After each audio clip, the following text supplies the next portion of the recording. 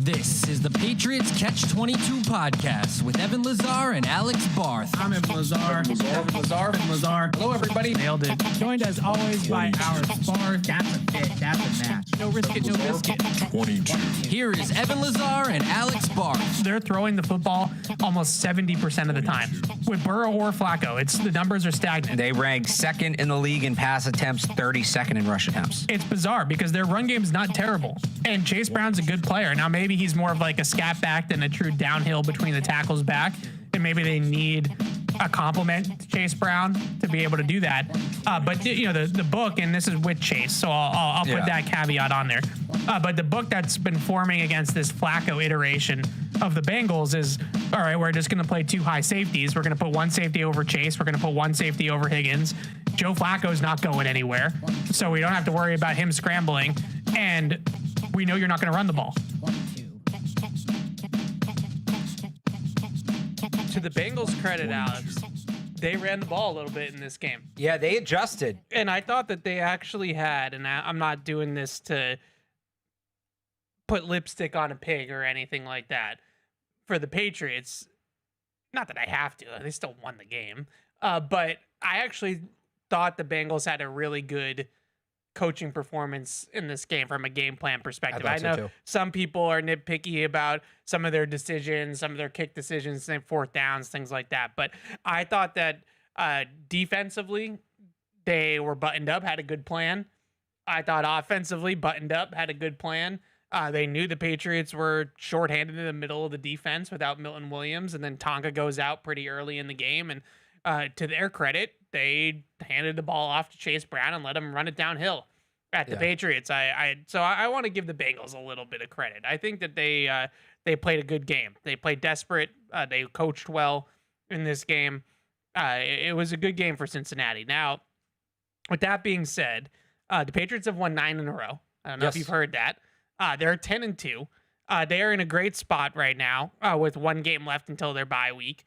But at the same time, I hate being this guy. I hate being the the one that kind of rains on the parade of the 9 straight wins after a big W. But at the same time, this injury to Will Campbell looms large. It just does. And at this point, between losing Will Campbell, Jared Wilson, and Milton Williams, I think Tonga will be all right.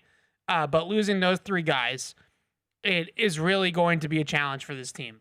And I'm surprised a little bit by some of the talking points coming out of this game. I'm surprised how calm everybody is about this, where now all of a sudden they have all this, built up trust in everybody in the operation and the coaching staff that, Will Campbell will be fine, right? They'll put Vidarian Lowe in there. They'll give him help and it'll be fine.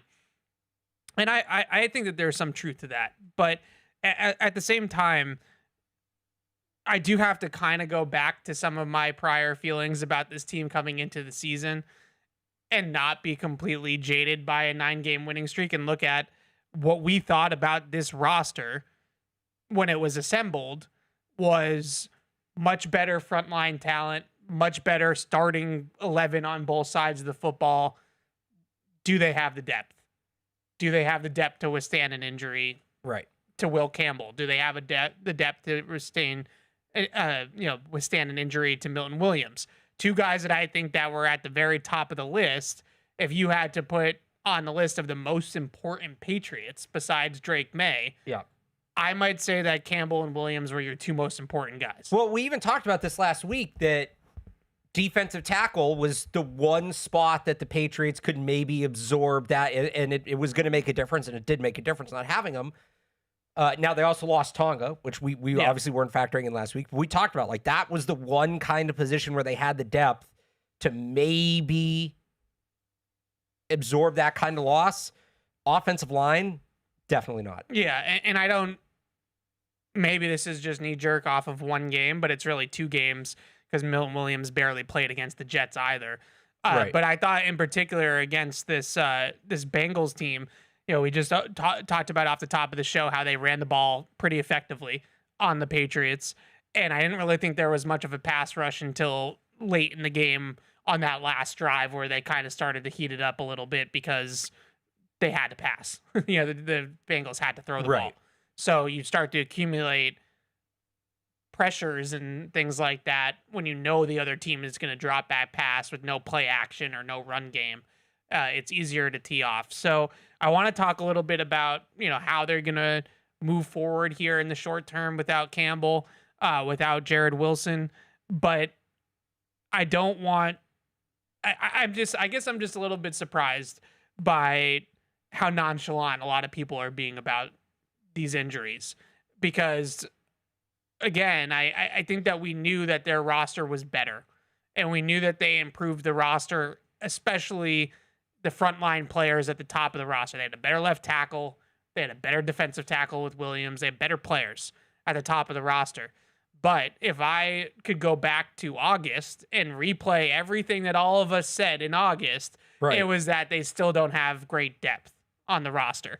Now we're 12 weeks into the season and they're 10-2, and all of a sudden everybody's fine with it. Right. And I guess I'm just a little bit surprised by that. I don't know how you feel about it.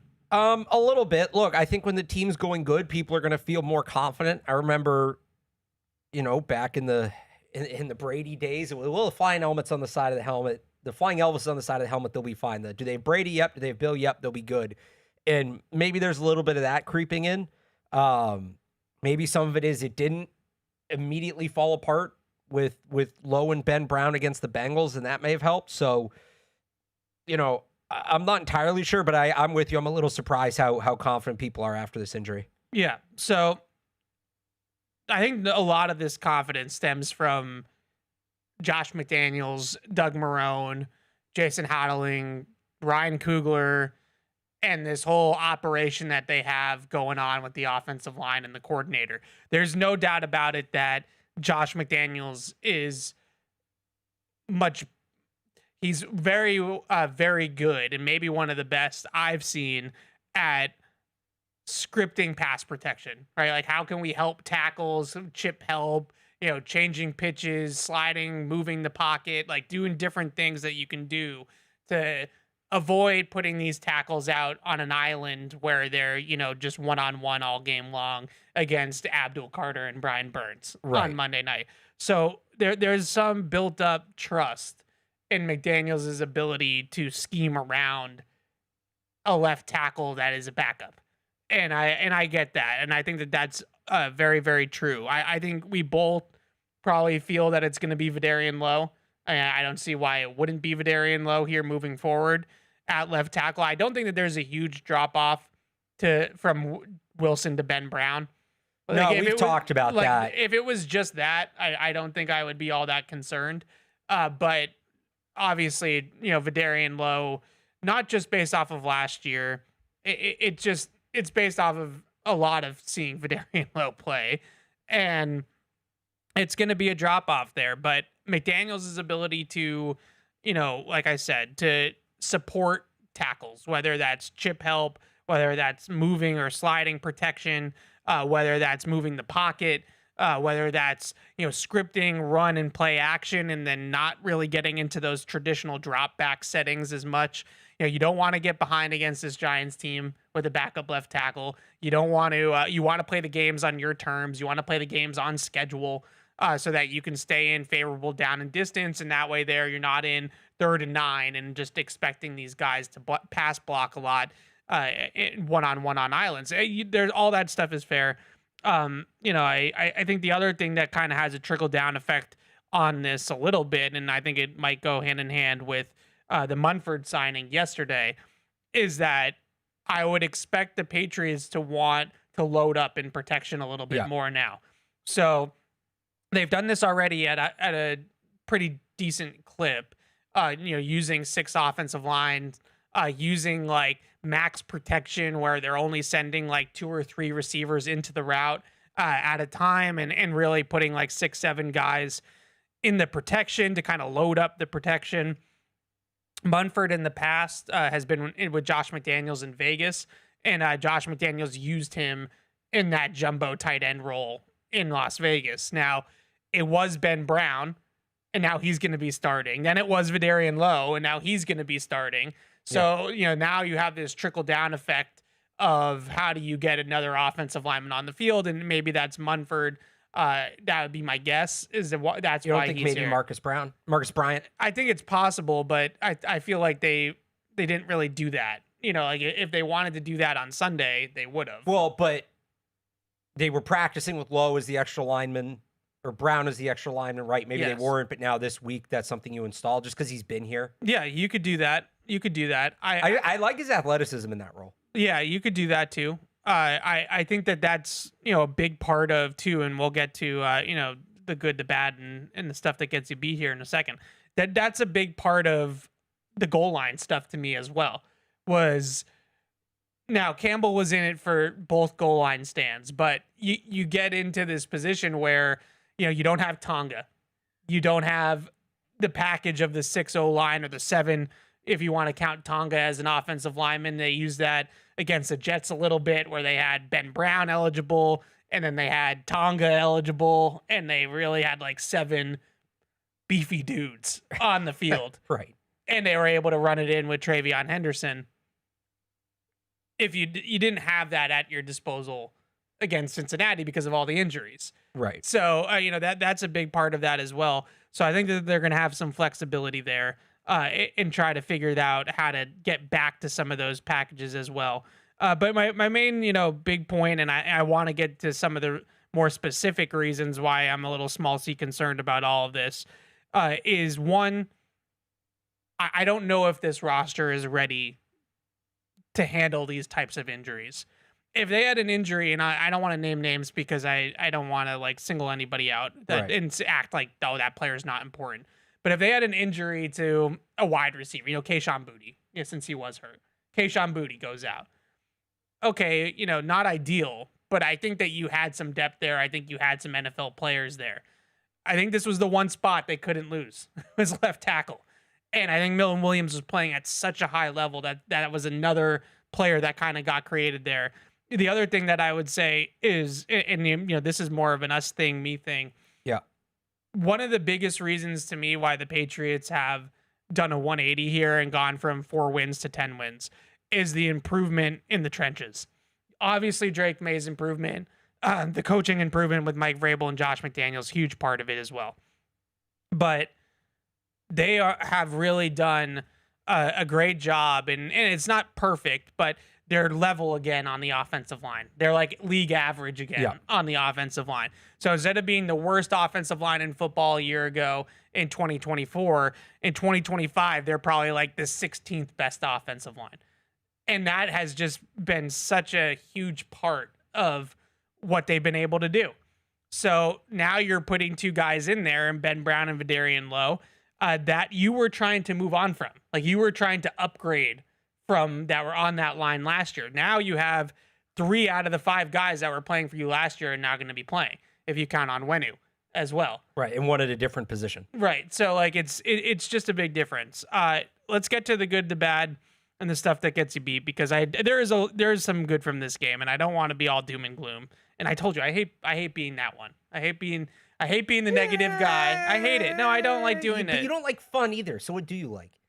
I hate being the negative guy, especially at 10-2, but I just feel like it's important. Like I don't know. Like I said, I'm shocked that everybody's just kind of whistling past the graveyard here with this. No, it is fun. Like one night there was I'm trying to remember exactly the stat they said on Monday Night Football. I'll find it. They either tied or broke. It's the longest winning streak in franchise history without Tom Brady at quarterback. Yeah, that's significant. Yeah, that's very. I don't remember which one it was. Let me find it because I want to make sure I have the right one. But I heard them sound like they said it late in the game because obviously they're pumping up Patriots Giants this week, and I kind of sat up. I was like, already? Wow. Yeah. So no, it's absolutely significant. Okay, so let's get to the good, the bad, and the stuff that gets you beat from this win over the Bengals. Still a win. Keep saying that. I thought that in this game, starting with the good Drake Maye stuff, and then we'll get to the not so good Drake Maye stuff. But starting with the good Drake Maye stuff. Also, by the way, it's now the longest winning streak in franchise history without a guy named Tom Brady under center. Yeah, it's impressive. It's their longest win streak since 2015. That was arguably, the wheels fell off late with injuries, but that was arguably one of the best Patriots teams of the 2010s. So on Pro Football Reference, they have a box for limit streak to a single season. Are we counting that? Yes. So then it's only within one season, like the 03-04 streak. Okay, we're not okay. I just want to make sure. Yeah. So Brady won obviously 16 games in a row in 07. They won 12 in a row in 03, and they won 10 in a row in 15. Yeah. So Brady's only had 3 longer winning streaks than this. Yeah. It's nuts. Yep. It is nuts, and it's something not to take for granted. It really, and I don't mean that, No, you're absolutely right. To sugarcoat it, but it really isn't. All right. So go into, the specifics here. With Drake Maye, I thought what stood out to me in this game from Drake Maye, didn't have his best stuff. Like, this is like, when Garrett Crochet has like, an off night, but still gets through 6 innings and still gives you a chance to win the game, right? That's what Drake Maye did for the Patriots on Sunday. He still made 3 high-level great throws in this game. The one to pop up the seam is one of the best throws I've seen any quarterback make all year. I don't think that's hyperbole. That throw was that good. The back shoulder seam, layered throw to Austin Hooper, beauty. The fade to Hollins on the sideline, beauty. He still does this every single week, even when he doesn't play quite at his peak. 3 or 4 throws where your jaw drops, and you say, that is why he's in the MVP conversation. That's why everybody feels so great about where Drake Maye is at. I still thought that those plays existed in this game. I still was really happy with a lot of the things that he did in this game, even though it wasn't necessarily his best performance. Yeah, it's just to kind of blend the two, because this one's kind of hard to do, the good, the bad, and the stuff that gets you beat, because so much of it's intertwined. I thought what you saw from Drake Maye in this game, he clearly wasn't right off the top. There was something, he was not locked in, he was not where he usually is mentally. That the pick, we've seen him hit Hunter Henry on that throw a number of times this year. He was able to settle in, and what I thought the story of this game was for the Patriots offense was they were still able to produce explosive plays at the rate that they typically have this year. There are a handful of them in there. They had a couple to Henry. They had the one to Pop. They had a couple they had one to Mac Hollins down the sideline, right? Yep. It was the in-between the explosives. Like, I found myself called them isolated explosive plays. And Mike Vrabel kind of talked about this after the game, that the coaches and the players need to be able to bounce back from the good as well as the bad. And it just felt like what's made them so effective this year, part of what's made them so effective, is they've stayed ahead of schedule. Something we talked a lot about in the summer. Like, for this offense to work, you got to be in 2nd and 6. You got to be in 3rd and 3, and you got to stay ahead of that. And look, they've bailed themselves out at times when they haven't, but they've generally done a good job, I think, of doing that. They didn't do that in this game. In between the explosive plays, you didn't have the 3 to 4 to 5 yard gains to just kind of carry you down the field. It was a lot of nothing. Yeah. But then they still hit the explosives that got them the chunks when they needed them. So again, I hate to jump ahead, but it's interesting when you look at it in that sense from Drake Maye, that sometimes when a quarterback has an off day, the dink and dunk is still there, but they don't have the big play in them. This was the opposite. Yeah. He still had the big play in him. I think he's going to have what's in between. But would you say that's more rare? I've definitely seen both. Not for a quarterback that plays like him. That's fair. Like, I think Josh Allen's the same way. Right. Yeah. Where, like, with him, it's going to be, you're still going to have some haymakers. Like, even in the Thursday night game against Houston, where the Bills kind of got their butts kicked, like, Josh Allen still made some big plays, but it's the consistency throughout the entire game that isn't there. It's, a bad interception. It's, things like that in terms of the consistency of the offense. And that was what you saw out of this game. And I want to get to some of those things, because I think, one of the main things that gave Drake Maye problems, not, now we're jumping ahead together. One of the main things that gave Drake... That's how you have to talk about this game. Drake Maye and the Patriots offense as a whole problems was blitzes, cover 0 specifically, but also, some well-timed like safety and nickel blitzes as well. And I think that kind of goes back to where my small C concerns are about these injuries on the offensive line. this was one of the first games all season long where I saw a defense kind of take apart their protections a little bit. And to me, I don't know, I'm not in the Bengals, meeting rooms and game plan meetings. So I don't know if they saw something that, they could manipulate, or, a tendency or something like that about the way the Patriots pass protect and, load up in terms of protection when it comes to blitzes. I don't know exactly what they saw that teed them off to this, but they generated more free runners, unblocked pressures in this game than any other game the Patriots have had all season long. Like, that's a stat. Like, that is accurate facts.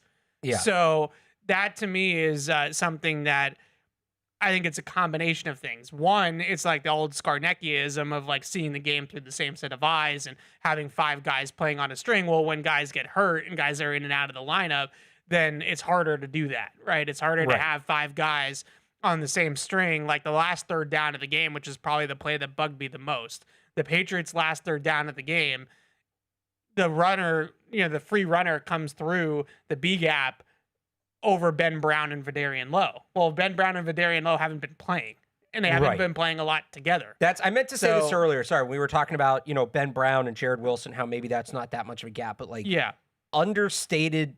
I think honestly, my biggest concern with the offensive line, sorry to cut you off, I just want to make sure I get this in. I like Ben Brown is a solid player. And Vidarian Lowe, I do think, as much as he struggled last year, we talk about sometimes that the group can be better than the sum of its parts. Yeah. I think the reverse can be true too. And if like the lines, if it's across the board not good, it makes all the players look worse than they actually are. They're in a better position now to maybe help out Vidarian Lowe a little more. But the point I was going to make, the chemistry might be the bigger concern for me than the actual like schematic element of it. Yeah, I mean, they've done a great job. Look, I say it all the time. You're going to have some one-on-one losses in pass protection in the NFL. Like, those pass rushers are freaking beasts, and they get paid too. And when you're lining up every single week against good players, like, you're going to get beat sometimes. You can live with those ones. It's the ones where you're doomed from the snap, right? Where the guys are coming free, and there's blitzers off the edge, or there's blitzers up the middle that are just unblocked. Like, those are the ones you can't have. If you're going to have like one-on-one losses, it's going to happen. Die slowly, right? So that like the quarterback should be able to still have a chance on those plays, is my point. Usually you don't see a ton of pressure in like under 2.5 seconds where the quarterback has 0 chance to get rid of the football. In this game, you saw a lot of that, and that was concerning. Now, I want to stick with the goods, and then I want to break down some of that a little bit more. But sticking with the goods, we had Drake Maye, still some high-level throws in this game that stood out. A new career high for Hunter Henry, 115 receiving yards. Yeah. I thought he was excellent in this game. He got wide open on the touchdown, but a 28-yard touchdown. I thought the thing that really got the Patriots offense going after the pick 6, they went to a lot of heavy personnel. They actually ran one snap at a 22 with the fullback Westover and Henry and Hooper on the field all together. And then they ran a lot of empty formations, no running back in the backfield, and they inverted the formation.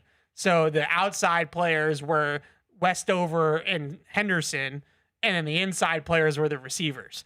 And so that's what you call that an inverted formation, because you think that, traditionally you would think it would be the opposite, right? That those guys would be in the backfield or inside the formation, and the other guys would be outside. So they inverted the formation, and all they did was consistently get Hunter Henry on these Bengals linebackers in coverage. And these Bengals linebackers, we've talked to Trags all last week, that was the thing he kept pointing out about this Bengals defense is, rookie linebackers, inexperienced linebackers that have struggled this year. And whether it was, Barrett Carter, whoever it was, Hunter Henry just beat those guys like a drum. Like, he was running ins, crossers, slants, things like that into the middle of the field against that linebacker coverage. And he just had a day. Living inside there. I thought Hooper was big too. I thought he made a couple of big catches in this game as well. But a lot of what I felt like kind of settled them down. They got into 21. They put Drake under center. They started running the ball. They got the tight ends involved. Like, that was kind of what got the offense into this game and settled down a bit after this slow start. Yeah, I think there's something to be said for, Hunter Henry's had a quieter season this year, statistically. I don't want to say he's had a down season because he hasn't. He's still been good. the volume's just not there because the last few years he's kind of been the only guy. Yeah. And now there's other, you throw to Stephon Diggs, you throw to Pop Douglas, you throw to Keyshawn Boutte, you throw to Mac Hollins, who, by the way, continues to make plays. Yeah. But wouldn't you know it, things get a little tough. What does Drake Maye do? He goes right back to the security blanket, right back to the guy he trusts. And it speaks to Hunter Henry. Like, he hasn't had a game like that this year, but stayed ready when the moment came up. I think the veterans, Henry, and I want to give Steph Diggs credit too. The veterans carried them. Diggs did not have he kind of had the opposite of Henry. He did not have a very statistically productive game. Yeah. But he had a very impactful game. The play I go back to, and Mike Vrabel singled this out in his post-game press conference, they get backed up into a 1st and 20, like kind of back under their own goalpost, and he hits Henry on like an 8-yard in, and it was going to be like a nice gain. It was going to set them up with a 2nd and manageable, but Steph Diggs sets this great block and creates an angle for Hunter Henry to run for the first down. Like that kind of play, 31-year-old receiver, has been in all pros, done everything there is to do in this league, steps up and sets that kind of block. That's part of the reason this team is where they is, because they have guys willing to do that. So not going to be a lot of talk about Steph Diggs after a game like that. He had 2 catches, and they were big catches. He had 1 big 3rd down conversion late in the game. But Steph Diggs deserves credit for the way he played in this game. And, you know, when you have a rough game like that, it's a young team, you're going to want to lean on the veterans, and that's what they did. Henry, Diggs, Mac Hollins, like those guys came up big and helped get him across the finish line on offense. We haven't really seen a ton of them, you know, being behind lately. I think that was the first time they were behind. Oh, games. yeah. That was the first time. No, they haven't been in that spot that much, which is why I find it notable. I feel like that was the first time that they were. I think that it was since the Pittsburgh game. Well, they've trailed a lot because they keep giving up these first drive touchdowns. Right, but they haven't been down double digits. Right, I don't they think, usually catch up pretty quickly. Yeah, right. so to see that, you know, you get down 10-0 on the road, you throw a pick 6. McDaniel's going back to under center, fullback in the backfield like that. That's still it, right? Like that's still the let's level this thing off for Josh McDaniels. That's still his bag. Like that's still what he's going to go to in those situations. And obviously the tight ends are a huge part of that.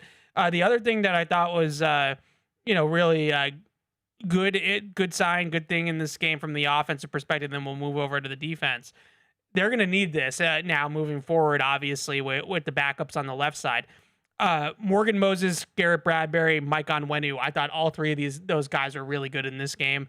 I only had them allowing 2 pressures combined among the 3 of them in the entire game. Yeah. Onwenu I thought was particularly good. I counted 8+ blocks in the run game from those 3 guys. They're the starters, right? Like they're the guys that have been the starters all year long. Their right side is still intact. Their center is still intact. So they're going to need those 3 guys to step up and play their best football without Wilson and Campbell and kind of give them a steady side of the offensive line, you know, if the left side gets, you know, takes a little bit of a step back. So I was encouraged. I think Onwenu's really starting to play a lot better. He's kind of taken, you know, he's sort of turning it on here a little bit. I don't know exactly why that is, but I thought he started a little bit slow this season. And now that we're getting into, you know, the later part of the season, he's starting to really pick it up. He had an awesome backside combination block on an outside zone run that was a positive play where, you know, he got 2 guys and looked really good on the play. No pressures allowed in pass protection. So I think that he's starting to pick it up a little bit, and you can lean on that. And I think that one thing that's interesting, or, you know, kind of confusing, I guess, too, like, why don't they just run it behind Moses and Onwenu on the goal line? Like, I don't really understand it. Like, you have like 750 pounds of beef on that side of the offensive line. I get, like, in theory, like, maybe you want to run it, you know, up the middle or to the left and then kind of cut it back behind those guys instead of just going right behind them. But when you have 1 yard to go, like, just turn around, hand the ball off, and run it right down, you know, their throats behind 2 guys that I think Onwenu's probably, if we're being, you know, nice about it, 340, 350. And Moses is probably 330, right? You know, so we're talking about 2 guys that are almost a combined 700 pounds of beef on that side. I get not wanting to be predictable, but when you have 8 shots at it, right? Yeah. You don't have to do it every time, but maybe mix it in. Yeah, absolutely. All right, moving over to the defense on the goods, couple goods on that side of the ball.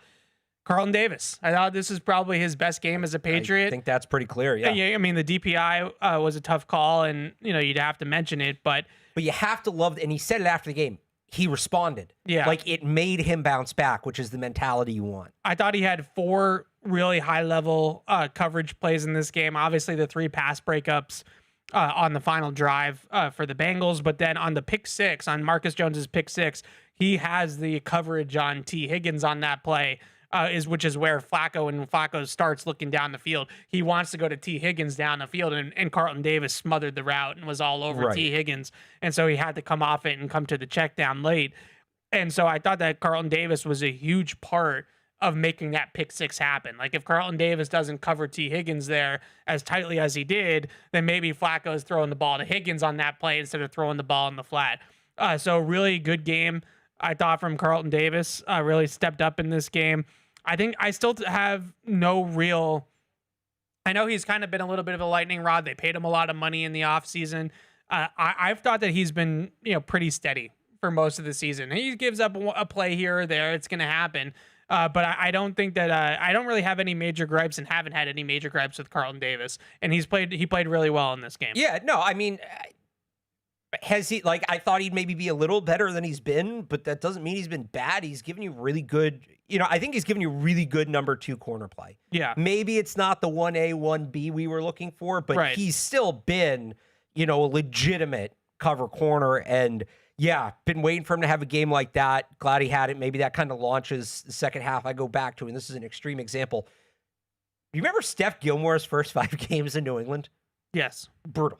Yeah. And then he got hurt in that Tampa game and came back and was the best corner in football for a year and a half. So, and not that I'm saying Carlton Davis is going to have this like wild ascension, but he hasn't been exactly what I thought. But he was really good in this game, especially down the stretch. I think you summed it up perfectly. If you had this expectation that they were going to have this 1A, 1B, 2 number 1 corners type of lineup with Carlton Davis, he probably hasn't been that, but he's definitely been a solid number 2 corner. Number 2 corners are not expected to shut down their side of the field every single week. That's what all pro corners like Christian Gonzalez are expected to do. So I think that Carlton Davis has done his job on the whole this season, and I don't know why there's so much criticism towards him, honestly. Next one up here on defense. Both K'Lavon Chaisson and Christian Barmore were basically the Patriots' disruption up front. Like, those 2 guys were the guys that were creating the most chaos. 7 total pressures. Barmore had a couple of run stuffs. Chaisson had the pressure on the last play of the game on the 4th down. He's logged a quarterback hit on that play on the all-out pressure. I thought those 2 guys, I was disappointed on the whole with how the defensive line played in this game. But those 2 guys continued to play well and stand out, and Barmore was doing it with a ton of double teams without Milton Williams as well. But they were basically the pass rush. Those 2 players were basically it. Yeah. Again, you could notice Milton Williams' absence. I think you noticed in the game he didn't play just how good he's been. So, yep. But those 2 definitely got after it. Last thing here on the good side, Kyle Williams, kick returner. I liked we it. finally saw it. I liked it. I think that this is a role for him moving forward. He had the 36-yard return. That's the Patriots' longest return since Antonio Gibson's touchdown in week 2 in Miami. So it looked like he looked the part. You can see the speed. Obviously, the play hits a lot faster than what it did with Efton Chisholm back there. I understand when they had the injuries to Kayshon Boutte that they needed him on offense more. But now that all the receivers are healthy, he should be your primary kickoff returner moving forward. I actually think he's going to be a little bit dynamic back there. I think he's going to make plays, and it keeps him involved, and you get something out of that unit. And yes, we've been talking about this for weeks. I think I've been talking about it since the training camp. Love that we got to see it. Love that. I mean, what I think doesn't matter. Hopefully the coaches liked it. To me, he should earn another shot. I don't know. And there's one more on the special teams, the good. How about Andy? Yeah. Andy Borregales, 4 for 4, 3 kicks over 40 yards. That 51-yarder at the end, 51-52, what was it at the end of the game? Kick. Yeah. That was massive because the way their defense was playing there, if the Bengals had only needed a drive for a field goal, or if he misses it, and the Bengals would have gotten the ball right around the 50. Right. I mean, that was a massive kick. Kind of reminded me of the kick at the end of the Miami game. Yeah. And he had that little bit of a bumpy start. He's been excellent since week 3. Very good. You're right. He math favored kicking there, by the way. What's up? Math favored the field goal. Interesting. Because the other game, what is the Giants-Lions game, the Giants had an opportunity to kick up 3 to go up 6, and there was a lot of talk in my nerd world about whether or not they should have kicked or if they should have gone for it on 4th down. Now, the Patriots, I don't remember exactly what the down and distance was for the Giants. The Patriots were in a 4th and 7, so that's a far 4th down. If it was 4th and 1, I think the math probably would have said go. But 4th and 7 is not a clear go by any means. And so it actually favored field goal in that spot. And you've seen this twice now down in Miami and then obviously in Cincinnati, where being up 6 in that spot instead of only being up 3 is a big difference. Like, that's the difference between overtime or a touchdown winning the football game either way. But it's a big difference to be in that spot. So I thought that was an interesting sort of thing there. And I want to add too, just the element of it. I don't think people realize this. So when you miss a kick, the ball's not spotted at the yard line the ball was on. The ball's spotted where the kick was missed. Yeah. So when you go back to that play, that's a 52-yard field goal. I got to find the exact yard line, so I don't have to do the math. He was like on the logo for sure. It was I think maybe the 48 or 49. 33 plus 17 is 50, right? 33 plus, yes. So but 7, so 40, yeah. So the Bengals would have gotten the ball on the 40-yard line. You saw the kick McPherson hit before the half. It was an absolute tank. 63 yards. So they're 2 first downs away from tying that game? Right. If he misses that kick, whereas, if you punt it, you might only net 17 yards or 13 yards, but some people might say with 2 minutes, that 13 yards is a big deal. I'm not saying they should have punted, but what I'm saying is they clearly trust the kid. Yeah. Like, it's not as simple as, all right, we'll put you out there to try it, and if you miss it, no harm. There's a massive risk if you miss that kick. And same situation in Miami. So they really do trust him in that situation. Yeah, absolutely. I just really quickly aside, because I'm not going to mention this with the bads or the stuff that gets you beat, so I'll just mention it now. I actually didn't, watching it back, I didn't really mind what they did at the end of the half. The kid made a 63-yard field goal. Like, I thought that the Higgins... I minded it. I didn't hate it. So they went with a 7 defensive back package. And they went into prevent. They did. Yeah. They went with a 3-man defensive line, 7 DBs.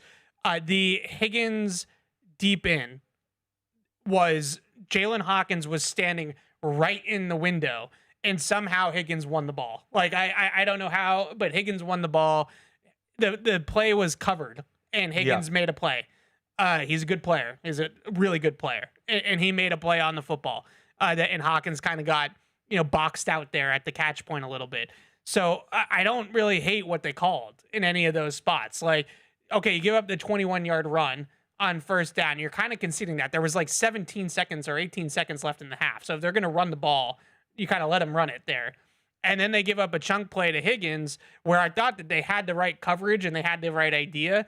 And then the guy kicks a 63-yard field. It was a franchise record. Like, you're not expecting the kicker to make a 63-yard field goal in that spot. So if they had given up 2 chunks and now the Bengals are kicking the field goal and it's a 50-yard field goal, okay, now I'd probably get on the defense.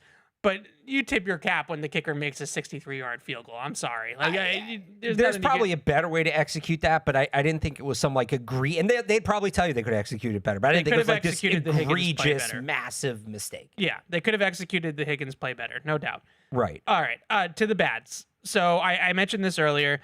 Going back to the offense, the lack of answers versus the Bengals blitz package was kind of shocking to me. This is not typical of Josh McDaniels or Drake Maye or this Patriots offense. So the numbers, Drake Maye was 4-12 against the blitz with a sack, but more specifically, he was 0 for 5 against cover 0. 0 completions against 5 cover 0 blitzes, and really none of them had a chance. Like, he had 0 chance on any of the zeros. Like, it was really just it was free run at the quarterback. The 2 plays in particular that I think stood out to a lot. Well, 3 if you include the sack. But I think that the number one thing here first is just a lot of this is on Drake Maye's plate, and this was one small C concern I had about this offense as a whole coming into the season, was that you have a second-year quarterback that is setting protections and supposed to read pre-snap and, make decisions of where the mic point is or where the protection's going, and understanding where the blitz threats are and the packages, and studying their pressure package as much as you're studying it's a lot. It's a lot to put on a 23-year-old kid's plate. And I'm actually pretty surprised at how well they've done it so far this season. And I'm pretty surprised that it took this long for a defense to sort of play some mind games with Drake Maye and get him a couple times in these types of situations. It's a testament to McDaniels, to Maye, but I also look at this for other teams moving forward, especially Buffalo and Baltimore. Is this the blueprint that we've heard so much about? Right. Is this going to start to be a repeat, blueprint type of thing? Because the Bengals were able to get some multiple guys free to the quarterback, and I thought that a lot of it was pre-snap. A lot of it was missing, sliding protections and things like that.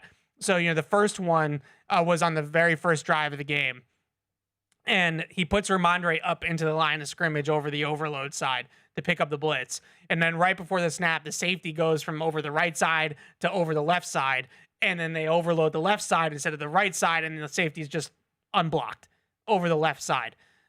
Yeah. Then, later on in the game, they blitz the nickel, and they have a nickel blitz. On that one, they have a cap defender, which means that behind the nickel, behind the slot corner, the safety is standing behind the slot corner, which is what's called capped, which means that most likely they're blitzing because the safety is going to replace the nickel in coverage. So when the nickel blitzes, the slot corner blitzes, then the safety is going to take Stephon Diggs and replace him in the coverage. So for a quarterback, that's typically a tell that that's coming from that side of the field when you see the cap defender. And Drake Maye, that they didn't slide the protection that way. And I believe it was Brown at this point. Ben Brown's blocking nobody. So you have Ben Brown and Will Campbell blocking the same guy on the left side of the line, and nobody's blocking the blitz. So that's, to me, is just strategic, right? It's just moving guys around. It's the chess match before the ball is snapped. And then, of course, the last third down of the game, they let somebody through the B gap unblocked, and it's another pressure. So there was a lot of that going on in this game. The Bengals kind of took apart their protections a little bit in a way that I haven't seen happen to the Patriots yet this season. So this is something that they definitely need to button up and get fixed, because teams are going to keep doing it until they prove that they can block it. And the issue just compounds that they're going to have to do it with a new group up front. Right. And it's going to make it the communication that side that much tougher. Yep, absolutely. The other thing that was a little bit disappointing in this game to me was the interior run defense, and just as a whole, just the pass rush and the disruption. I think the number one word I would use is disruption. They just weren't making a ton of plays on the other side of the line of scrimmage in this game, or at the line of scrimmage for that matter. So the Bengals only got stuffed twice on runs in this game. They had 12 successful runs to 2 stuffed runs the entire game. I also charted the pressure rate before the final drive and after the final drive. So before the Bengals' final drives, in their first 9 possessions of this game, the Patriots only had Joe Flacco under pressure on 14.8% of his dropbacks. Now that skyrocketed on the last drive. It was 50% on the Bengals, game-winning drive attempt. So that's going to push those numbers up for the entire game. Right. But to me, it's kind of fugazi. It's a little bit inflated because it really came at the end of the game where they're sending all-out pressure and they're heating Flacco up at that point. So the big stats that stood out to me: 14.8 pressure rate if you take out the last drive of the game for Cincinnati. They also allowed 3 yards per rush before contact in this game. That was the second highest mark in the NFL in Week 12. The only team that had it worse than the Patriots' run defense, you want to take a guess? Last week. This is an easy one, if you think about it. Say it again? The only team that gave up more rushing yards before contact than the Patriots this week in Week 12 was the New York Giants. Oh, right. Against Detroit. Okay, so the Giants right now are a historically bad run defense. That's not company you want to be in. No. With the Giants. Have you seen that chart? I don't like the charts, but there's one chart where they had to expand the chart to fit the Giants in. So you don't want to be part of that chart with the Giants. So I just thought that they were a little soft up the middle in this game defensively. I didn't like seeing that. They're going to need more from Durden, from Gregory, from Farms. Maybe Farmer's active this week after being inactive in Cincinnati. They're just going to need more from that group. Barmore can't do it all by himself, and Tonga will hopefully come back healthy and he'll be available. But I thought that was something that really stood out in this game. Just the lack of Milton Williams was so obvious in this game. The disruption, all of it. Let's throw Tonga in there too, because he didn't play a lot. And again, we talked about it last week. Like, they have the depth to fill in for Milton Williams, and part of that was Tonga. Then you lose him too. It's very apparent they didn't have those guys. Yeah, absolutely. Last thing here, and then we'll go on to the stuff that gets you beat.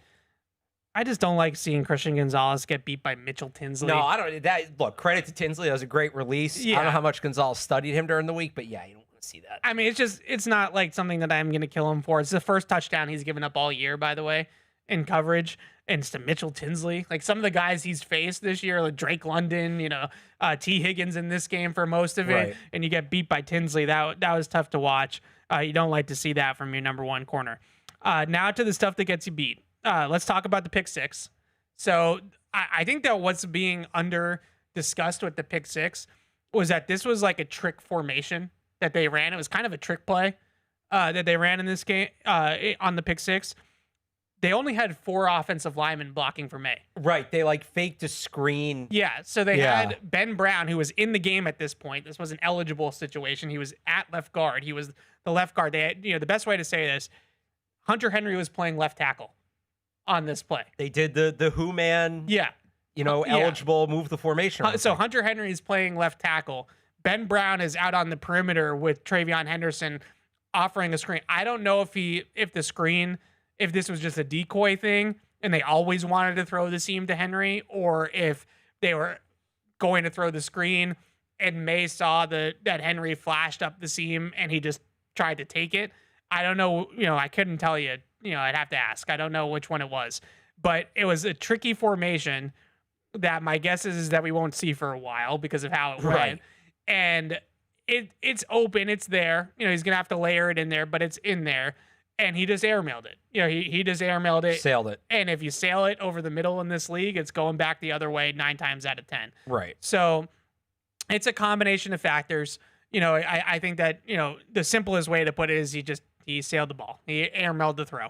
But I would also say that there was a little bit of trickery on the play that kind of was a unique formation, and I just don't know if they needed that in this game. like maybe if they had practiced it more and they pulled it out in a playoff game, I always go back to the 2014 Ravens, playoff game when they were down by 2 scores and they needed to pull something out of their butts. That was not this spot. So he throws the pick six, bad throw, probably not the best formation or play to call in that spot, especially backed up there like they were. And that was it. I mean, I don't really have anything else to add. I don't know if you have anything else to add about it. Just wasn't a good throw. Maybe they were trying to set up. They wanted to throw the seam so they could come back and throw that screen. Later down the road. Who knows? Sure. Can't be throwing pick sixes. It's his first pick six of his career, by the way. I should put that out there. So it doesn't happen all the time to Drake Maye. It's not like a problem, a repeat problem. All right. The last thing here, and then before we take the break. We gotta break down whatever the heck happened on the goal line. This was just, it was kind of crazy to watch it back because of how many opportunities they had to score and they still couldn't score. Like, they had at least 4 or 5 plays in the first sequence where that should have been touchdowns. So I don't necessarily panic about it because I think this was all execution. I really do. I don't think this was anything the Bengals did. I counted at least 4 plays that were there for touchdowns that for some reason did not end up in touchdowns in this game on the goal line. So you had the 4-yard little swing pass to Travion Henderson. I can't remember if it was first or second down, but I said this yesterday. I would like to see Travion Henderson make the guy miss there and get into the end zone. Like, you're one-on-one in space with a linebacker, you're a scat back, you're a speed back. Like, make a cut and get upfield and get in the end zone. Right. You have space out there, make a play. Like, maybe Drake Maye could have put the ball on him a little bit faster to help him, but I still think he had time to kind of break down, size the guy up and make a little shimmy and get into the end zone. You'd like to see your explosive rookie running back score on that little swing pass. Then the next one, Drake Maye is coming out from underneath center. They run a little play action play. Hunter Henry's open on the corner route. They bite. They got it. And Drake Maye gets tripped, gets stepped on, whatever you want to call it, coming from underneath center, stumbles out, and he can't get the ball out on time. So then that play gets wiped out. Then you get the Hunter Henry touchdown that got nullified by the offensive pass interference. Right. So now I'm at 3 of plays that I think they could have scored on. And then you get to the 4th down play where I think Drake Maye had an RPO and probably made the wrong read on the RPO, and it probably should have been a touchdown to Hunter Henry in the flat. So they ran, I think it was 8 plays from inside the 5-yard line. I think they ran 6 or 7 from the one. 6 from the one. And I just rattled off 4 different plays that were there for touchdowns that they didn't score on. Right. So to me, that's an execution problem, right? Like that's not a tip the cap to the Bengals. They got one on you. Like I mean, it's a little bit of both, but yeah, no, you get 8 tries and they kept getting back down. Like they get the OPI, they get pushed out to the 11. Next play, boom, they're back down on the 1. That nice little shovel pass to Hunter Henry. So right. Yeah, you just got to score there. You got to score. They got to figure something out with the quarterback sneak because they haven't been a good quarterback sneak team. Yeah. So then the second one, the second thing, they get pushed back. They get Hunter Henry, and then that was the first drive that they got. Right. The second back. one was just 3, and then they kicked the field. Yeah. So I think they only got down inside the 1 or inside the 5 on second down. I think they got down there on first down, and then they had second and third down from the 1. Right. And they got stuffed on second down. They actually gained a few yards on second down, but Henderson literally got it to like the 1 inch. They kept getting tackled at the 1 yard line. Yeah, they literally got tackled at like the half yard line. I don't even think it was just the 1. And then they obviously have the sneak, and then were able to elected to kick on 4th down. Right. So not good. Was the right decision to kick there though? I think so too. Even though the math would have gone. Well, does the math factor in? You just got stopped 8 times earlier in the game, and you just might not have it on the goal line. And this is why it's a feel thing. This is why Vrabel and Stretch are such a good combination, because Vrabel's got enough of the feel and Stretch's the math. So this is why it works, because this is my whole thing about Dan Campbell's going. I don't want to. The math tells him to go. I don't want to do the rail against the analytics thing, but this is where, to your point, I think this is why they've had success, because they manage it. They don't let it be the be all end all, and it's yeah, the math says go, but look at what happened earlier in the game. Yeah. We need to leave with points here. Yeah. And they did that. Yep, absolutely. I was perfectly fine with that. It just wasn't going well down there. Right. As Vrabel said on Monday, you're not gonna win a lot of games if you can't score from inside the 5-yard line. Right. And I think the bigger thing, to me is, along those lines, I'm sorry, but I'm a run it in from the 1 kind of guy. If you can't get a yard in this league on the goal line to run it in on 3 or 4 tries, like, then you have problems. You have problems up front if you can't do that. That being said, because I think a lot of people, sorry to cut you off, but I think a lot of people want the creativity, right? They want they want bootleg May, or they want a motion, or they want a bubble, or like something creative, right? In that spot that goes beyond just, we're going to line up in the eye and we're going to run it down your throats. To me, the best teams can line up in the eye and run it down your throats. When you need all the bells and whistles to get it in down there, I don't think you're all that great. This is where they missed having a fullback. I'll just add to that. I don't love the shotgun run on the goal line, unless it's that direct snap play they've run in playoff games to Kevin Falk and James White over the years. A little surprised they didn't go to that. Like, there's 2 McDaniel staples down there if you want to get creative, like you said, the bells and whistles. There's the direct snap to the running back, which they didn't do. Right. And then, are you surprised they didn't go back to the return route at any point after Booty got held? A little bit. I mean, maybe. That's because he loves that play down there. But it also, it wasn't even really that open. Because he got held. I know, but I don't love that on 4th down. I didn't love that call. That was the one call I didn't really like. Because the reason why I don't really like it on 4th down is because it's a 1-read throw. So, if that's not there. But going back to at any point, I mean, they had 4 more plays after that. Yeah, they could have. I just want to. You got to be able to block a yard. And Vrabel's whole big thing is, finish with your guy in the end zone. Like that's his rallying cry. That's his coaching parlance. And that to me is the end all be all. We can talk about, all these bells and whistles, all these creative, motions or return routes or bootlegs or whatever. When you need a yard, can you get a yard? Right. And their run blocking right now has not been good enough in short yardage. They need to improve there. And I'd also put a little bit on the running backs. Like, Ramondre Stevenson, you're 227 pounds.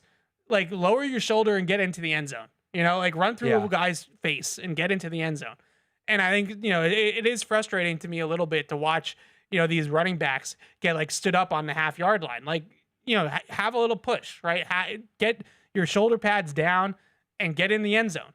So as much as you can harp on the blocking, and the blocking is a big part of it, I think that's a part of it too.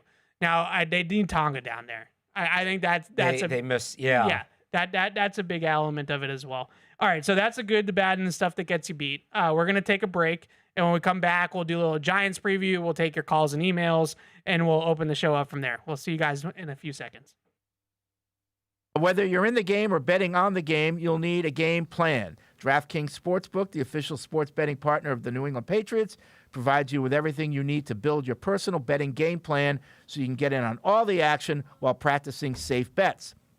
Visit DraftKings.com/responsible-gaming to learn more about all the safe betting tools DraftKings has to offer. Hope is here, 800-327-5050 or gamblinghelplinema.org. Must be 21 plus. Play it smart from the start. GameSenseMA.com. Physically present in Massachusetts. See DraftKings.com/responsible-gaming for details and state-specific responsible gambling resources. Isn't it time to get exactly what you want? Welcome to Red Hot Deal Days from Verizon, where you get your pick of our best deals. Like My Plan, where you can pick the perks you want and save on every one. For limited time, bring your own phones to a Verizon store and you can get My Plan for our best price ever. Get exactly what you want in your phone plan and only pay for what you need. Bring your phones to your Verizon store today and get My Plan. These deals won't last. It's your Verizon. With FedEx One Rate, you can ship to your student for a simple, predictable flat rate. Send a box full of home-baked treats that say, "Your father and I miss you." Or send a box full of instant noodles that says, "Your father and I would like you to stop asking us for money." Either way, one rate fits all. FedEx One Rate. 2-day shipping, one flat rate. Starting at $14.50. Visit FedEx.com/one-rate for details. Exclusions apply. If you're gonna play the game, boy, you gotta learn to play it right. DraftKings is all about responsible gaming. It's more fun when it's for fun. So play responsibly. DraftKings, the crown is yours. Gambling problem? Call 1-800-GAMBLER. 21 plus. Age and eligibility varies by jurisdiction. Catch-22. Catch-22.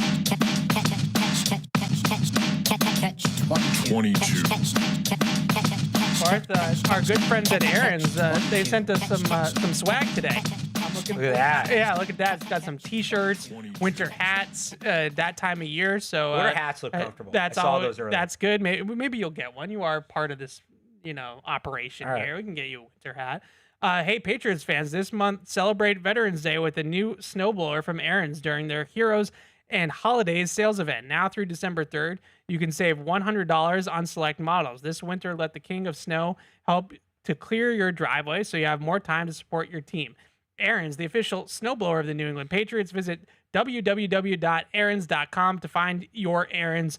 Thank you to Aaron's for the swag. Much appreciated.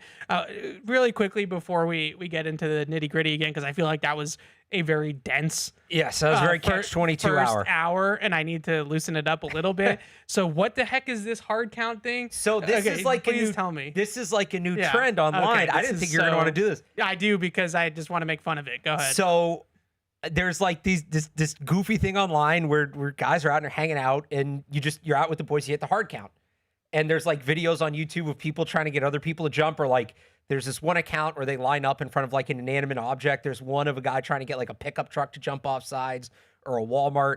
And so it came up because we were talking about the Giants, and I don't know if you saw Cam Scadabo the other night trying to get his chat to jump off sides, like the chat that was watching his live stream. Cam Scadabo's got to worry about getting healthy. He started hitting the hard count. I've texted you about the hard count. I think you jumped. I texted you a hard count, and you said you didn't jump, but I think you jumped.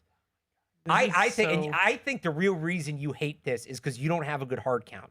And that if you were to do the real reason why I hate this is because you people are so corny. Because it's fun. Just relax. Like, my goodness. Let's hear your hard count. No, I'm not hard counting. There's no freaking way. I want to hear the Evan Lazar hard count. No, I'm Come not on. doing it. And Come this on. is just like, this all bothers me. Like, everything you just said bothered me. Like the hard count thing. Like, what are we, 12 years old? It's like, adults that are doing like this. in middle school? Okay, and we're not at football practice. You don't play football. I know. I'm sorry. I know you all want to be in the NFL. You're not. Okay, I'm not. You're not. No one is in this situation.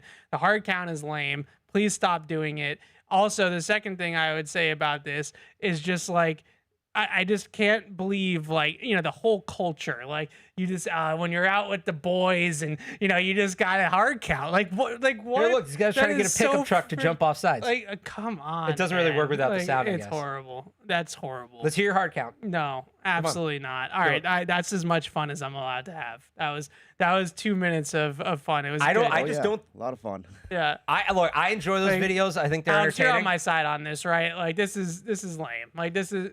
Yeah, I'm Swiss, man. I don't take sides like this. I just you couldn't get anybody to jump off sides. You have a weak hard count. I think that's the problem.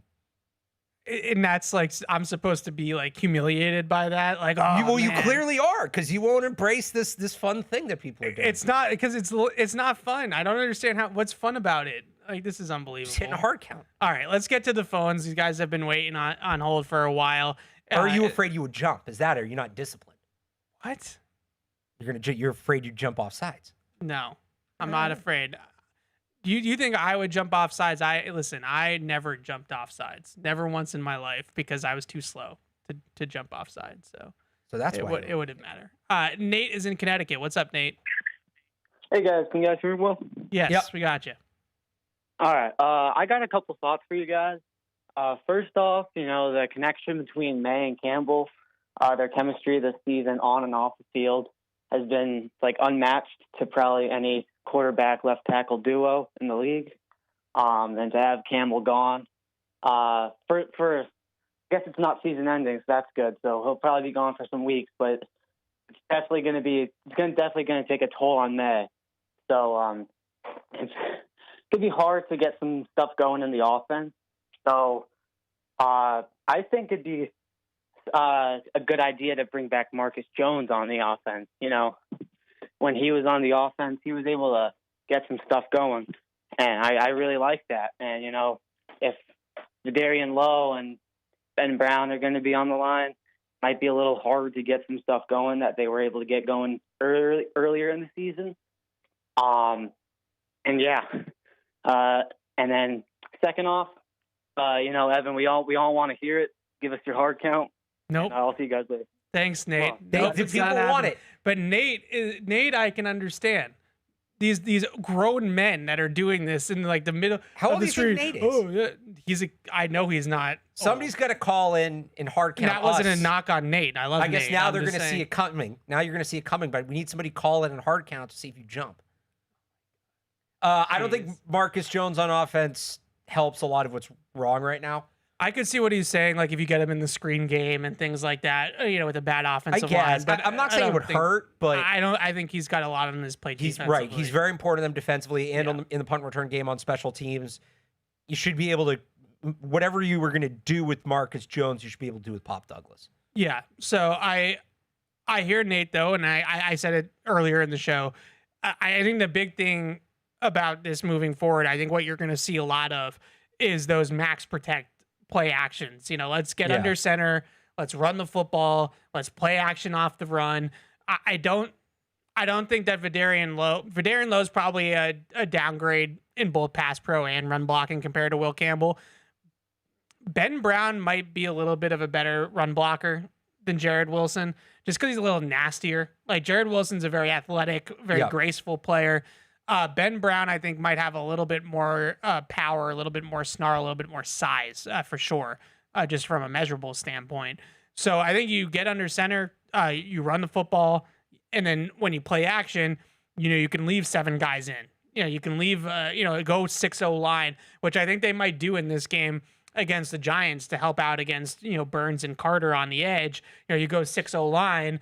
Now you put 2 linemen on one of those guys, things like that. And then that's how you're going to try to push the ball down the field. Once you get into the drop back game and you get into shotgun, you do have the advantage, obviously, of May being able to move around, which is helpful. Right.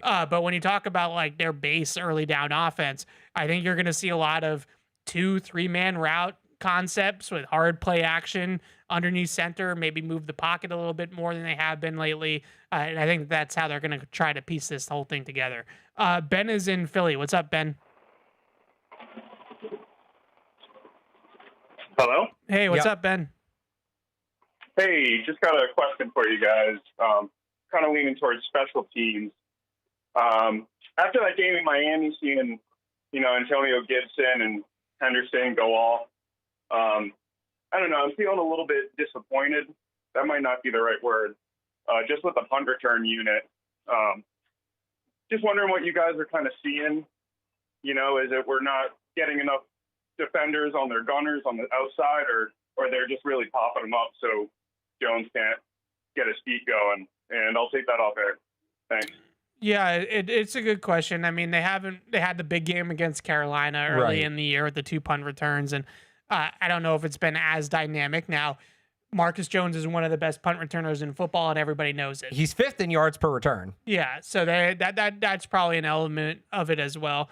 But like I said earlier in the show, and I think you're in agreement, I'm looking forward to seeing Kyle Williams return more kickoffs. I think that's going to remake that play dynamic like it was when they had Gibson and Henderson back there to start the year. I think that could go a long way of trying to get some hidden yards on special teams. Also, big time knock on wood when I say this. There's like it's an epidemic, right? That's what it's called. When it's like a big thing that's happening widespread. Epidemic. Like, am I saying the right word? Like pandemic. Yeah. Right. Yeah. There's one of those going on with blocked kicks in the NFL this year. And knock on wood, the Patriots have not had a blocked kick, punt or field goal. Vrabel's talked about it. I think it's something they're very, very aware of. Well, it's like I think it's happening more field every goals. Week. So every week I there's can a blocked explain kick. At least part of the reason it's happening. The kickers are so much better. Teams are kicking longer and longer field goals. When you kick a long field goal, the trajectory's lower, so it's easier to block. So the rise in block kicks, in part, it's not all of it. There's been some shorter kicks that block too. Yeah. But part of it has been teams are attempting longer kicks, which are easier to block. That's epidemic. Fair. Epidemic. So an epidemic it's technically different than a pandemic, but they mean similar things. Okay. All right. Close enough. Get into some of these emails. This one, you'll like this one. This is one from Justin. An epidemic is when a disease spreads in a specific area. A pandemic is across multiple areas. Well, this is very specific to a lot of field goals getting blocked. Well, no, I think it might be because an epidemic might be if it was only a couple teams. A pandemic would mean it's the whole league. Yeah, it's been like crazy this year. Subject line to this email, Alex.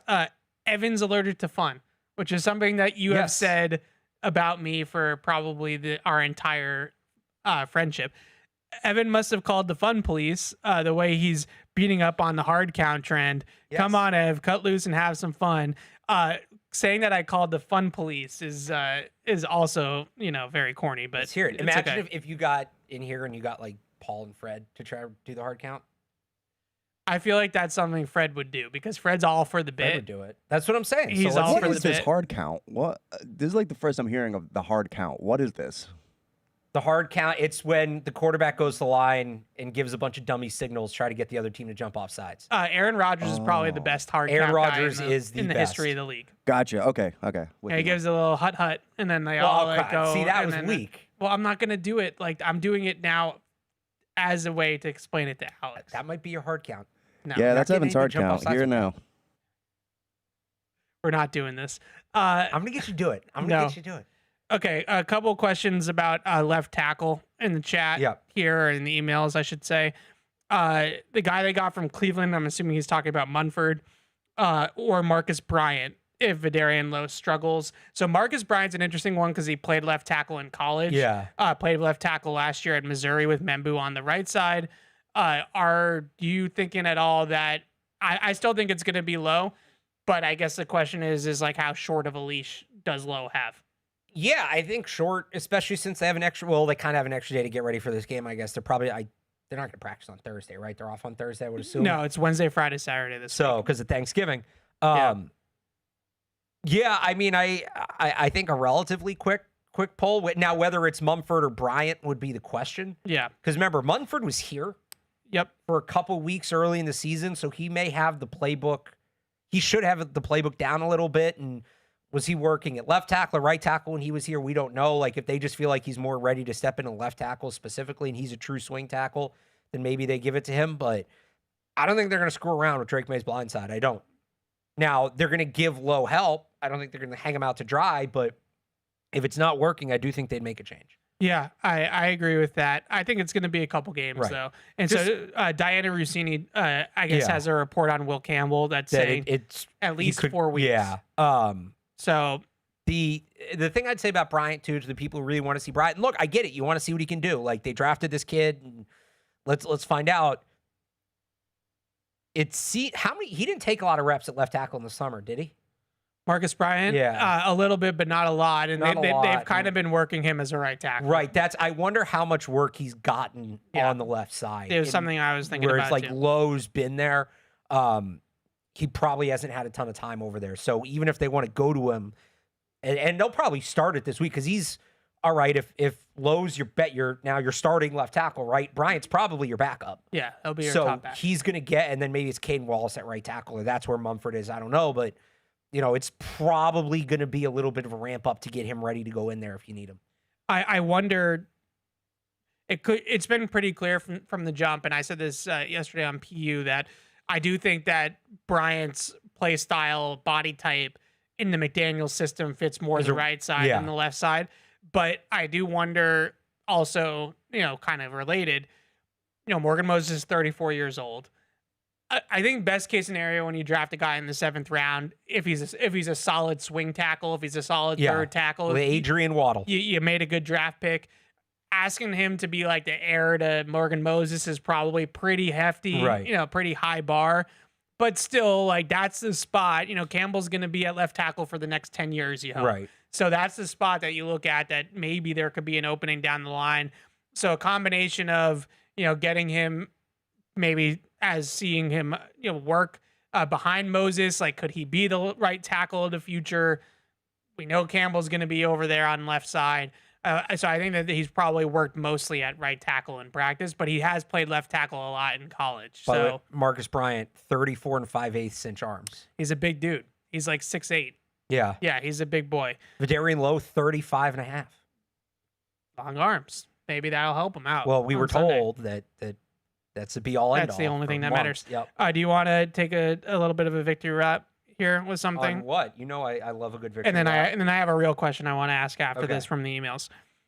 This is from Tom in Maine. Just wondering if this was just a fever dream I had, or were there actually people in New England wishing we had JJ McCarthy over Drake? Look at Alex. Look at how happy he is that I brought this up. Drake Maye at the beginning of the season. Nope, you did not dream, Tom. I'm not going to call out names. Sometimes I do, but I'm not going to. I'm going to take the high road. But it's been pretty rough for JJ McCarthy, eh? It's been a little I feel bit for rough. the kid. I don't want to take a victory lap on a 21-year-old that's going through it, 22-year-old that's going through it, obviously. He's but like, it's football. It's not like you're like victory. Like, he's not going through it. Well, no, like, he has a concussion. Oh, okay, fine. But you know what I'm saying. Like, it's not like you're not picking on look, his it's just wild when you look at, and when he got drafted, I'd said at the time, like, that's a pretty good spot for him to go.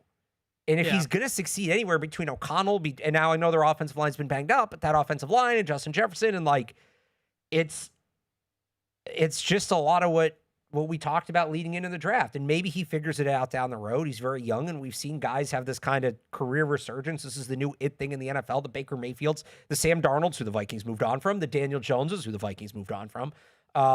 No, if I really wanted to take a victory lap, I'd play the clip of me on Felger and Maz saying that JJ McCarthy is Zach Wilson waiting to happen, but I won't do that. Not yet. I am excited to see Max Brosmer. I do kind of like Max Brosmer. I liked him a little bit in the draft. No, I liked him as like a, potential backup. Now, the last time I said this about a guy, it was Bailey Zappi, and that turned into a whole thing. Could Max Brosmer, Bailey Zappi, JJ McCarthy? I don't know. I liked him in the draft. I liked him as kind of a project backup quarterback. He obviously played well. We saw him against the Patriots in the preseason. Yep. That was somebody we were talking about when we were wondering about Josh Dobbs, if they need another backup, if he got cut, if he'd be an option. But I do like Brosmer. I'm interested to see what Brosmer is going to do. So I think the biggest. I don't think he's going to be Tom Brady, but right. I haven't. Full disclosure, I have not. Actually, I wouldn't have any reason to. I haven't watched or studied JJ McCarthy on film at all. But the things that I've seen are some of the cut-ups and some of what people are saying that do study Vikings tape are saying is that he's having a lot of trouble reading coverage and specifically reading leverage. A lot of we talk about coverages like cover 1, cover 2, cover 3, but a lot of reading coverage from a quarterback perspective is just reading the body positioning of the defender. Right. So if the defender is sitting inside, then the route's going to break outside, and you should know with anticipation that that's going to happen, and you're going to have an open area of the field. It's called reading leverage. If the defender is sitting outside the route, and you know that the receiver is going to run a slant, then you, in theory, should have an easy throw there away from the defender's leverage. So when you watch McCarthy a lot on tape, he doesn't really see those leverage opportunities as quickly as he should. And so that leads to throws that shouldn't really be tight window throws becoming tight window throws. It's that, and then to me, everything's a fastball. And people talked about his arm strength during the draft. I think these go hand in hand because I don't think he's throwing with anticipation. So what he's trying to do is he's trying to make up for a lack of anticipation with just throwing the ball as hard as he can. Yeah, he doesn't really have a touch throw. And look, these are things that can be coached, that can be fixed. Again, he's a young guy, and maybe he figures it out. It's probably going to have to be outside of Minnesota at this point. But you're already having the Vikings move on. We're already there. It's a tough year to need a quarterback, so I don't know. But I don't think O'Connell's going to. If he can't get it done, I don't think O'Connell's going to waste time. I don't think O'Connell doesn't seem like the kind of coach that would do the obligatory. I'm going to give him another year because we drafted him. You also got to remember he's going into year 3. O'Connell needs his Brock Purdy. Because this is what happened with Trey Lance and Brock Purdy. Is it Mac Jones? I don't know, but he just needs his. No, it might be, but he doesn't have that. He doesn't have Brock Purdy yet. He needs, or maybe he could get Brock Purdy if the Niners really like Mac Jones. He needs that guy. And then odds one of the Niners quarterbacks is on the Vikings next year. Could be pretty high. Yeah. All right. Here comes another question from Don. I want to talk a little bit AFC playoff picture and before we preview the Giants game. So right now, how do you see basically simple question? How do you see the AFC seeding shaking out? He thinks the Patriots winning the East is almost a lock. It's not mathematically over by any means. It's getting pretty close in terms of the Patriots winning the AFC. If they win this week, if the Patriots beat the Giants, they could clinch the division against Buffalo. Then no matter what Buffalo does against the Steelers, that's a hat and t-shirt game. Yes. Okay. Yes. Can they clinch the playoffs this week, or is it one and the same? I haven't seen I would any. Have to imagine 11 wins they would clinch. I haven't seen any clinching scenarios. It feels like we're getting there though. With 11 those usually wins, come out on Tuesdays. Yeah, so I didn't see those. We're starting to see teams. What's the reverse of a clinch? We're starting to see teams get eliminated. Yeah, the Giants are eliminated, and the I think the Giants are eliminated. It's just the Giants. Oh, how are the Titans not eliminated? They're 1-10. Because their division leader is. Oh no.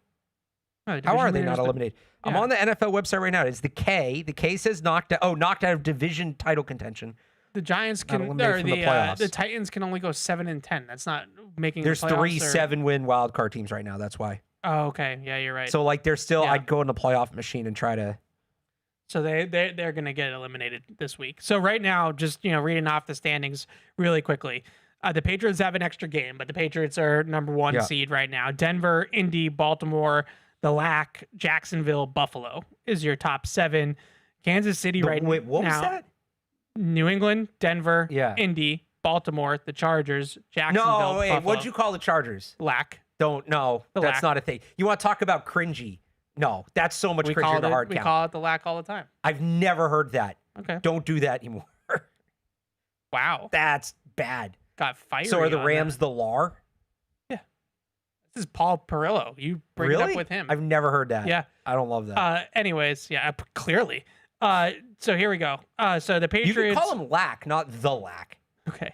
The Patriots are the 1 seed with the extra game and before their bye week here. But Denver, I think, currently still has the tiebreakers over the Patriots. I think it's conference, and then I think it's strength of victory, if I'm not mistaken, is the next one, which is so lame. But yes. So right now they're both. Well, no, there's common games in there too. Oh, right. I don't know how many common games they played. They're both 6-2 in the conference, and the Broncos have a better strength of victory. But it is currently close than the Patriots. It is close, and the Patriots and the beat Chiefs Buffalo are only going to run the Baltimore. Broncos one up more. So basically, that's where we're at. If the playoffs were to start today, the Patriots would, of course, have the bye. Yeah. But I think the more interesting thing to me is that if they do fall down to the 2 seed once Denver plays a game and the Patriots don't, in terms of the tiebreakers, you're looking at a situation now. I think, maybe Jacksonville falls off here, but you're looking at a situation where a team like Buffalo, Houston, or Kansas City is going to be that 7 seed. And I have been kind of projecting this whole time that Buffalo would be the top wild card because I have respect for Buffalo and I think they'll be the best wild card team in terms of their record. But as of right now, after they lost to the Texans, they're 7-4 and they're the 7 seed right now in the AFC. How do you see this whole thing shaking out? I think the number one team that I don't know if they will hold on, looking at it, is Jacksonville. I just don't trust Jacksonville. Jacksonville's weird. And Trevor Lawrence has just not been particularly great. So if I had to guess, one of Houston or Kansas City might jump Jacksonville by the end of this whole thing. I'm just going to throw this out. So I was playing around with the ESPN playoff machine a little bit. Yeah. The first and second seed could come down to, and the Colts have a really tough schedule down the stretch. So Patriots and Broncos. Remember last year or 2 years ago with the draft stuff, we were cheering for like random games because it impacted the strength of schedule. That same thing might happen. Like I just flipped a Jets Saints game and it changed something. So that's going to be a thing. Who do I think is going to fall out there? I mean, if anybody, the Jaguars and Chargers both could. Like, do you end up with a wild card that's Buffalo, Houston, and Kansas City? I think those are probably the 3 best teams. I just don't know with the way the schedule is and the fact that Kansas City's margin for error is basically 0 at this point. Do they have that ability to? I don't think they have to run the table necessarily, but I think they have 5 games left or 6 games left, 5 games left. They have to go 4-2, 5-1. Right. Like they're not. I think they could trip up once, but they're going to have to essentially run the table. Bills, Texans, Chiefs. I think the team most likely to miss is the Chiefs. I think the team most likely to go on a late run here and really climb up is Houston. Yeah. The Bills are kind of in the middle. Agreed. Now, I'll ask you this. Okay. Those are because that's right now. There's kind of a gap. So you have the 3 wild card teams are 7-4. Houston, Pittsburgh, Kansas City are 6-5, and then no team is within 2 games of that group. Yeah. That being said, do you put any stock into Joe Burrow being back and the Bengals lurking as a threat? Now they have the Ravens, Bills, Ravens, Dolphins, Cardinals, Browns. Not a lot. I think that they're too buried. I don't know now if Burrow plays that game. So I hear a lot of this too, that if Burrow plays, the Patriots lose, or if Chase plays, the Patriots lose. Like, to me, I think that's hard to do because it's a butterfly effect of like, are the Patriots more locked in? Like, do they play the game differently? Like, right. When it's would Chase have beat Gonzalez the way Mitchell Tinsley did? It's hard to get up for a game against a banged up Joe Flacco and no Jamar Chase. If Joe Burrow and Jamar Chase are playing in that game on Sunday, that's a totally different feel. Like, it's just a totally different game. So I hate playing that sort of game. And I just think with the Bengals, like on the whole, I don't know if their offense has really been the issue. Like, they've scored points basically with both quarterbacks.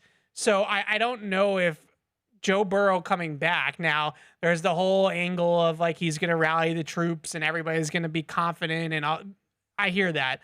But I don't know if Joe Burrow coming back is going to fix what ails them. Like, are they now all of a sudden going to have a great defense because Joe Burrow's back? Like, I mean, it got a little bit better. Like, I think it was a little bit better against Pittsburgh and it was a little bit better against the Patriots, but it's still not a good defense. Sure. And so I don't know how much Joe Burrow actually fixes, and that's not taking anything away from Burrow. All right, let me ask you one more. Yeah. 4-7, the Dolphins. Yeah. Saints, Jets, Steelers, Bengals, Bucks, Patriots. Are they lurking? Say that again. Saints, Jets, Steelers. Yeah. Bengals, Bucks, Patriots. Are they lurking in terms of what? The playoffs. Well, the Patriots are in the playoffs. No, the Dolphins. The Dolphins. Oh. Saints, Jets, that's the rest of their schedule. Yeah. Gotcha. Okay. Dolphins. I'm a little bit more optimistic about the Dolphins. Oh, see, I think there's a better chance the Bengals make a run. I think with that their there's a better schedule. chance that the Dolphins make a run because I think that the Bengals are going to have to win their division, and I think Baltimore is going to kind of blow doors the rest of the way. I really do. I think Miami is. I don't know what's going on in Miami. Like maybe Miami's problem was not saying that don't get all upset, not saying that Mike McDaniel's perfect, but maybe Miami's bigger problem was actually Tyreek Hill and not Mike McDaniel. Is that possible? Well, they were bad after Tyreek Hill got hurt. But they're playing a lot better now. I just wonder if the vibes are better in Miami because of that.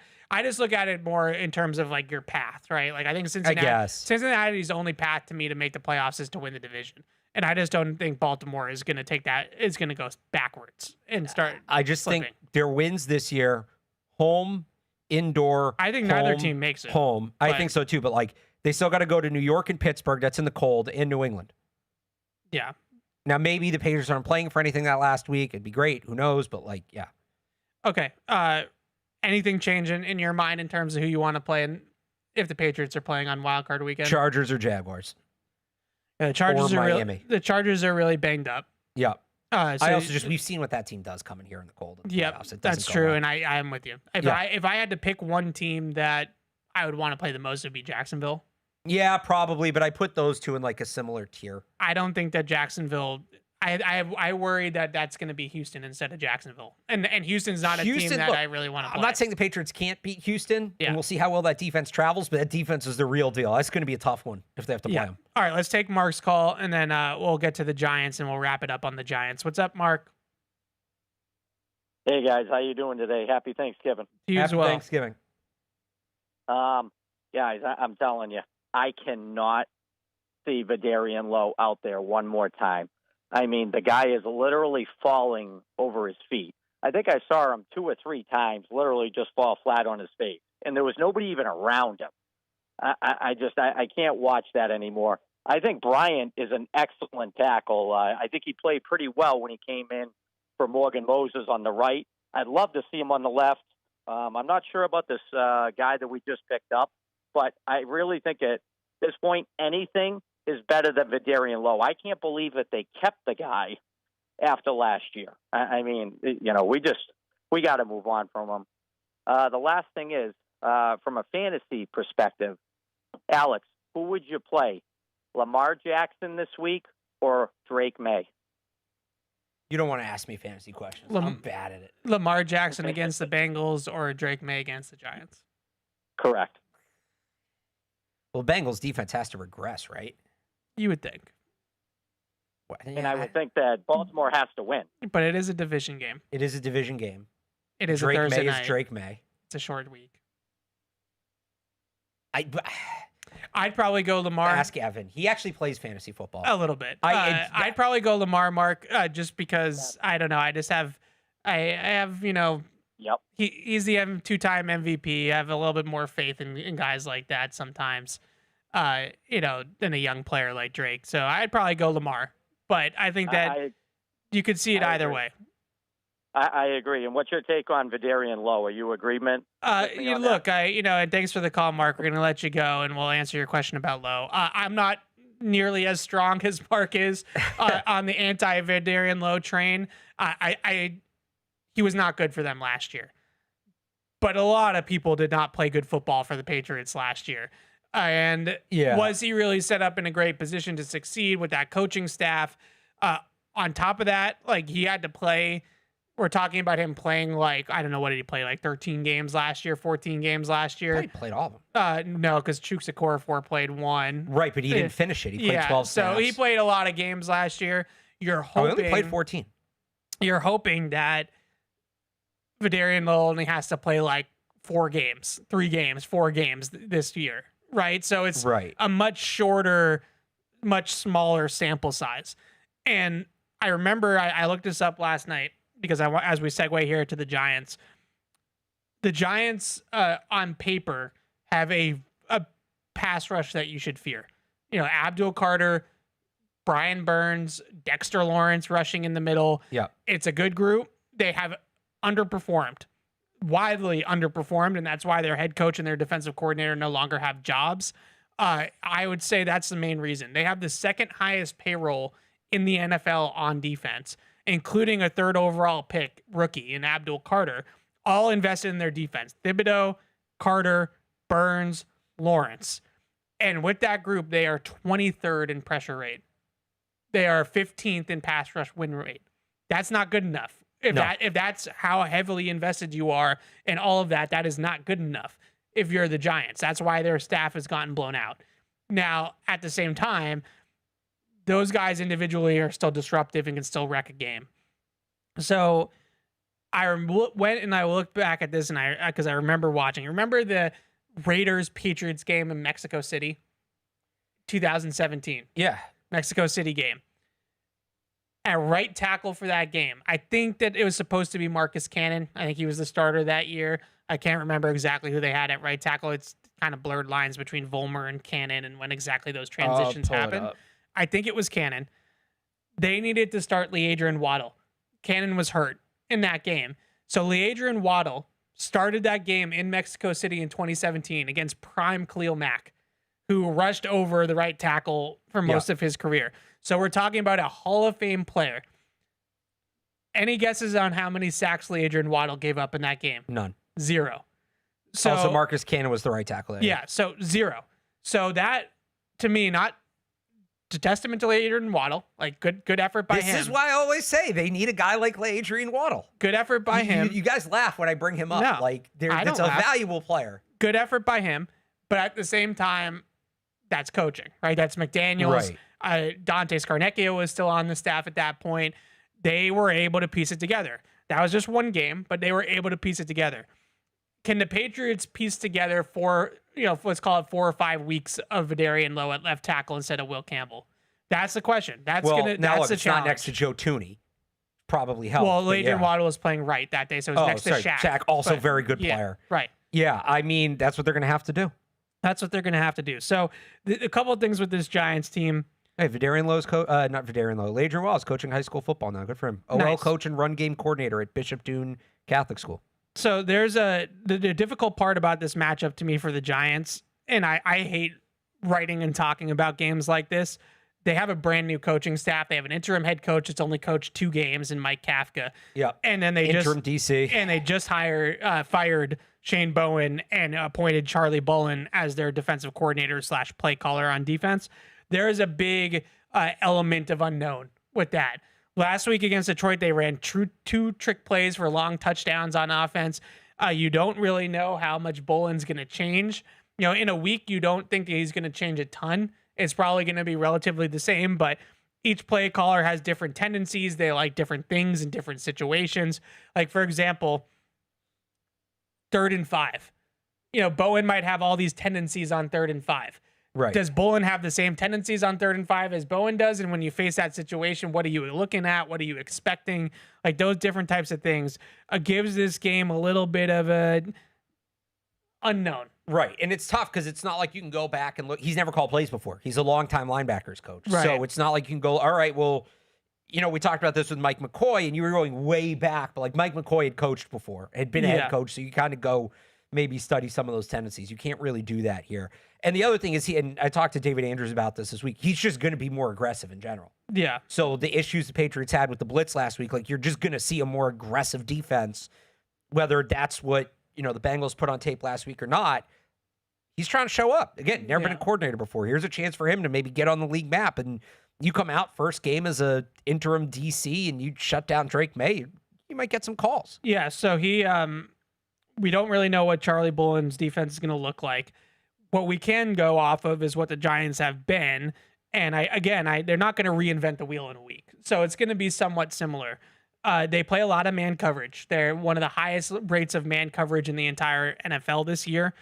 They play a lot of 5-man pass rush. My guess is that you're going to see more 3- and 4-man pass rush with a spy on Drake Maye in this game. Maybe Abdul Carter spying him a little bit. We saw Abdul Carter do that in college, and he's awesome at that. He's a really good spy. So maybe it hits him. That's going to be the spy. This pass rush worries me a little bit. It's legit. They get after the quarterback. The numbers might not bear it out, but on paper you can see how they can be dangerous. The other element of this game that we are kind of unsure about is who's going to play quarterback for the Giants. So we have a new defensive play caller. Yeah. We have an interim head coach, and we don't know exactly on Wednesday at 11:30 who's going to play quarterback for the Giants on Monday night. It definitely sounds like it's trending towards Jackson Dart being back in this game, but I will add it's Giants bye week next week as well. Yeah. So if he's kind of like, if he clears protocol late in the week, like, do you throw him in there on a Monday night game, or do you just take the bye week, reset, and bring him back for the last 4 games? He's going to come back because he needs the reps. He's a rookie quarterback and he needs the reps. But do you run him out there, so to speak, with all this concussion nonsense when you have that bye week looming and you're not really playing for anything in terms of standings? I don't know. I would much rather play Jameis Winston. There's no doubt about it. Yeah. I'd much rather play Jameis Winston, but it does sound like it's trending towards it potentially being Dart. Yeah, I mean, it's tricky. You want him to get the experience. This is good prime time on the road. You get him a chance that environment, but he's had multiple concussion issues this year, so that's a tricky one. Yeah, it is. And a couple of things with Dart. He's particularly been good on extended plays and design quarterback run, but are you really going to run him coming off a concussion? So that's the thing. You don't play him if you can't run the full complement of plays. So it's very different offenses is why I bring it up. Right. So with Jackson Dart, and I wouldn't say they're completely copying it because Lane Kiffin does some creative things, but they're putting him in the shotgun spread all the time. Like it's like 75% shotgun rate when Jackson Dart's in the game because that's what he did at Ole Miss. That's what he did in college. That's what he's comfortable doing. With Jameis Winston and Russell Wilson, they've been an under center heavy offense. They've actually been the total opposite. So this is totally in this instance, you are kind of preparing for 2 different offenses. Right. It's not like last week. Right. So it is a little bit more of a factor.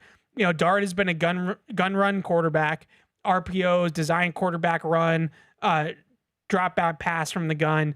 Jameis Winston's been under center bombs away, as Jameis Winston does. So it's a big difference. Touchdown passes from Gunnar Olszewski. Yeah, double awesome. passes, trick plays, crazy nonsense. How awesome was that? So if it'd be interesting to see what Kafka says, what they do.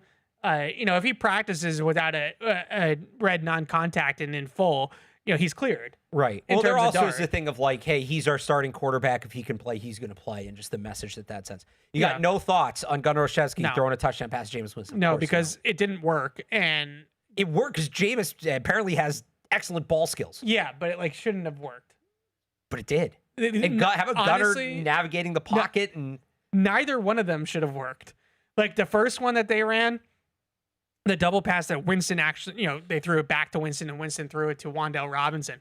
Wan'Dale Robinson was open for like 5 minutes, and it took so long to execute the handoff fake and then the throw back to Winston that the Lions actually almost broke up the pass in the end zone to Wan'Dale Robinson, even though Wan'Dale Robinson, if you look at the all-22, is open the entire play until the catch point. And then it's like it's a traffic area at the catch point.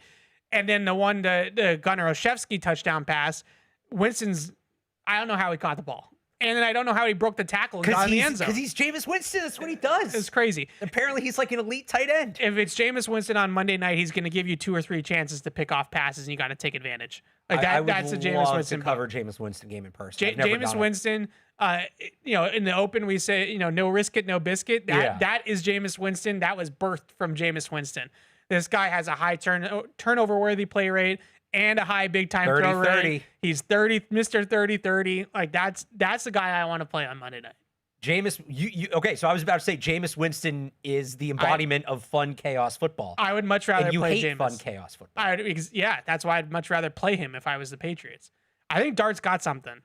I was impressed watching Dart. I said in the draft, my thing on Dart was like, I don't love him, but I think in the right situation it makes sense, and the Giants can build up that offensive line a little bit. Malik Neighbors comes back fully healthy. Like I actually do like that spot for him. I can kind of see it with Dart, and I'll give the Giants a little. They got to get the right coach though. I'll give them a little bit of credit. Their offense has not gone in the tank despite the fact that they've played 3 different quarterbacks. Yeah. Malik Neighbors is out for the season. They fired Brian Dable. They have an interim head coach, and they're like 18th in DVOA. Kafka's been like a hot coaching name for a while, hasn't he? Yep. Was he the original QB coach for Mahomes? I know he was in Kansas City. He was one of the QB coaches. I don't know about original. He was the quarterbacks coach 18 through 21. He was the passing game coordinator in 20 and 21. So you say they need to get the right coach in there. Yeah. I'm not. Now they need to win some games down the stretch. Right.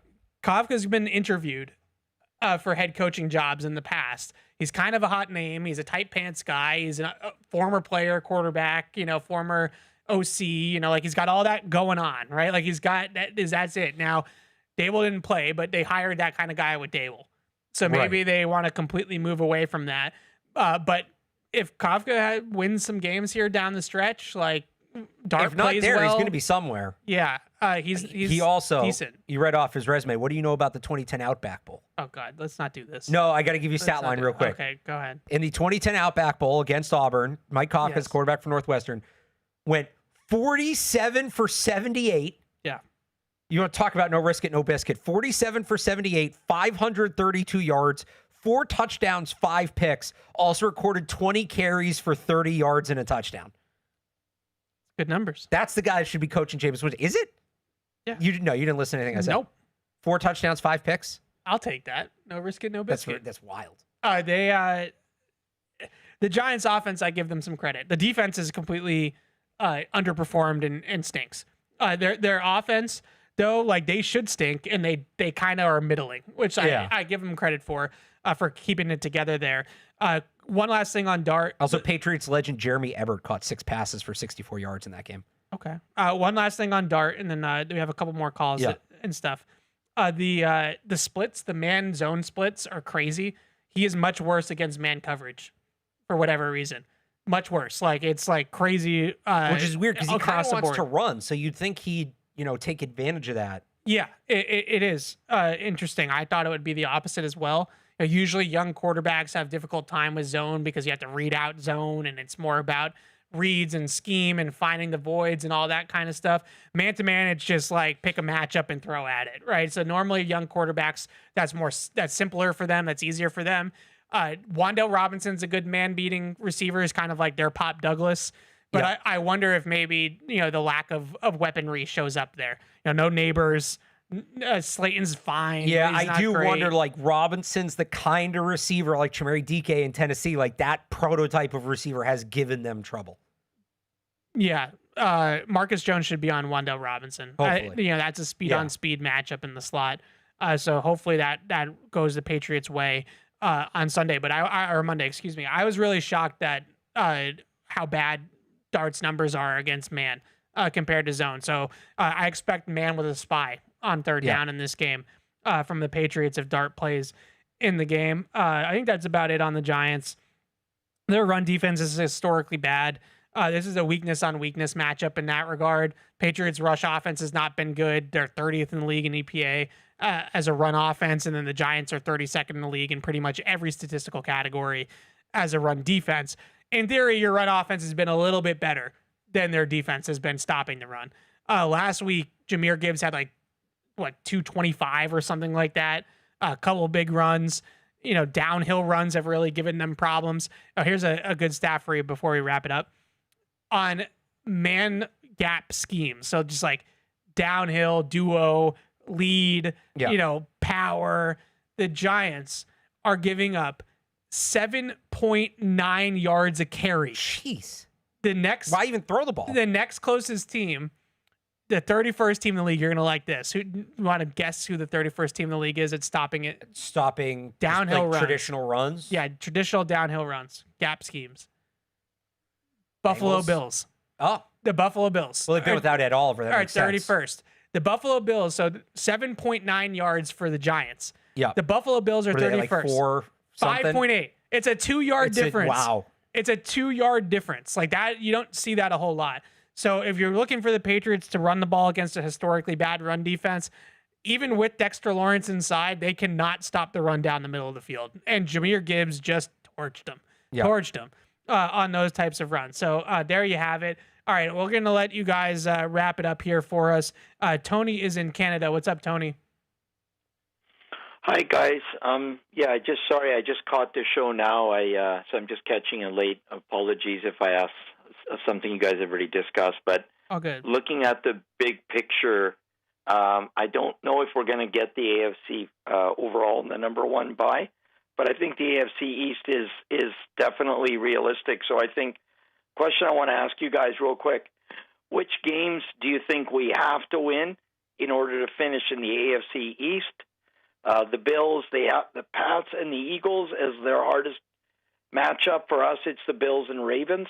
And I'll get off the line here right away. But last question real quick, if you can answer. And please humor me. Batman or Superman? That's all. Thanks, Tony. I'm a Batman guy personally. Batman. Dark Knight trilogy. I even like the new one with, what's his name, Pattinson. I haven't seen that. That one's pretty good. Yeah, but the new Superman was good too. I like it. I'm not a big superhero movie guy, but the Dark Knight movies are so good. The new Superman is pretty solid. He has a dog, which obviously gives him brownie points in my mind.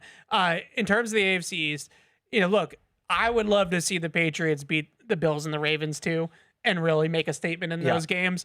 But in actuality, they really just need to beat the Giants, the Jets, and the Dolphins. I think if they clean up on that, they should be okay. They're gonna win. They're gonna be at 13 wins. Right. If they can just get one of the two between the Bills and the Ravens, they'd be in great shape. Yeah, that would be dream scenario.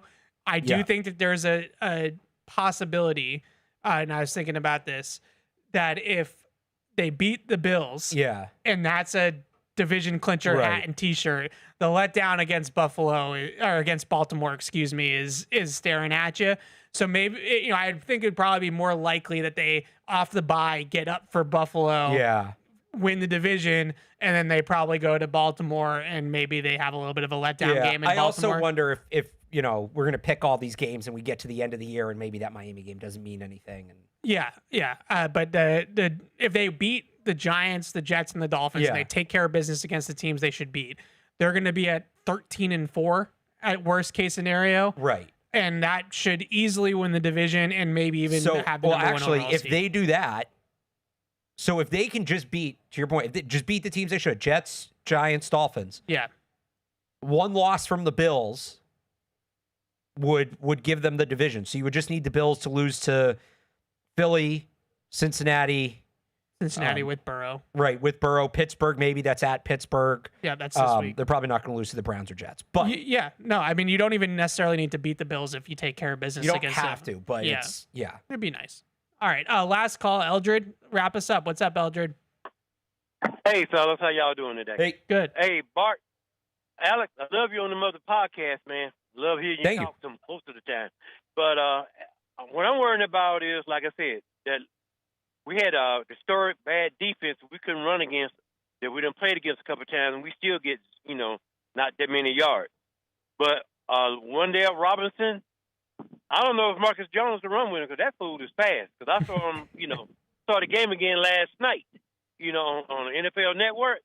Yeah. And I'm like, damn, And Evan, be careful about going against Winston. I know he might give you some, but that guy can throw, and he is accurate. So you got to be careful what you ask for. But I'm hoping we pull it off. I'm thinking 28-21 because I think they're going to put some points on the board. Yeah. I don't know how offensive line is going to be. Yeah, I like that prediction, Eldred. Thanks for the call. Yeah, I'm a big Wandale Robinson fan, but his game is a lot like Pop Douglas's. He's a speed slot. He's not a jitterbug slot. He's not an underneath slot. They target him a lot on crossers and deep overs and vertical routes out of the slot. And his A-dot's over 10. He's a down the field receiver with a lot of speed, a lot like Pop Douglas is playing in this role for the Patriots now. He's their leading receiver. He's been their best player on offense without Neighbors, and he's a good player. I like watching them play. I love those types of guys that create that kind of separation. The run game, it's a concern now. My biggest thing with the run game, and we have to wrap it up, Alex, is that I want it to be situationally good. I don't need them to be a dominant run team. They're a dominant passing team. They're an explosive passing team, a high efficiency passing game. I don't need them to be a great passing or run game. I don't need just good enough. Just situationally, short yardage, 5-minute offense to close out games, goal line. Like, you need to be able to gain yards on the ground when you need to gain yards on the ground. Yeah. Doesn't mean that needs to be like the hallmark of your offense or like the foundation of your offense. But when it's, first and goal from the 1, you need to be able to get it, to punch it in and score a touchdown. Sure. All right. You got a hard count for us? No. We'll be back next week. Coming off the Monday Night Football game. It will be the bye week, so no game to preview. But we'll still be here on Wednesday. And we'll still be talking about that Giants game and maybe look ahead to Buffalo a little bit and talk about the rest of the week and all that good stuff. So we'll see you guys then. Patriots Unfiltered will be up in 10 minutes here or so at noon. For us, though, we'll see you guys next Wednesday. Bye. Hey, this is Alex. Thanks for tuning into the show. If you really want to help us, make sure you like us on Apple Podcasts, Spotify, or wherever you get your podcasts. Also, make sure you follow us on the New England Patriots YouTube channel to see this show and everything else we do here at the Patriots. Thanks a lot.